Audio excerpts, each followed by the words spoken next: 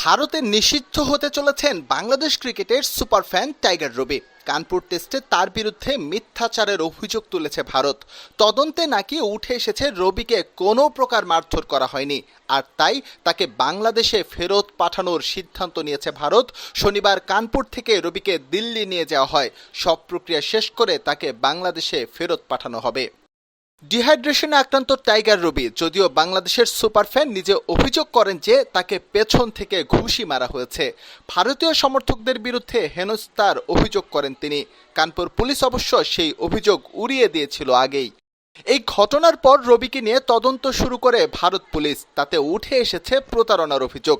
Medical visa নিয়ে রবি ভারত গেলেও সেখানে গিয়ে বিভিন্ন প্রদেশে ঘুরে বেড়াচ্ছেন তিনি। ভারত বলছে যক্ষ্মা রোগে আক্রান্ত টাইগার রবি।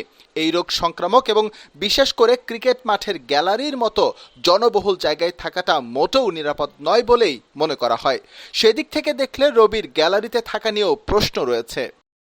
শুধু সেখানেই শেষ নয়, রবি একটি নির্দিষ্ট সংস্থার লোগো ও নাম সহ পোশাক পরে বাঘ সেজে মাঠে থাকেন। মাথায় থাকে টেডি বাঘ। কিন্তু এভাবে গ্যালারি থেকে কোনো সংস্থার প্রচার করা যায় না বলেই ভারতীয় ক্রিকেট বোর্ড সূত্র বলছে। সব মিলে রবির উপর বেজায় চটেছে ভারত, আর তাই তাকে শুধু দেশেই ফেরত পাঠানো হচ্ছে না, বরং ভারতে আগামী 5 বছর নিষিদ্ধ করা হতে পারে রবিকে।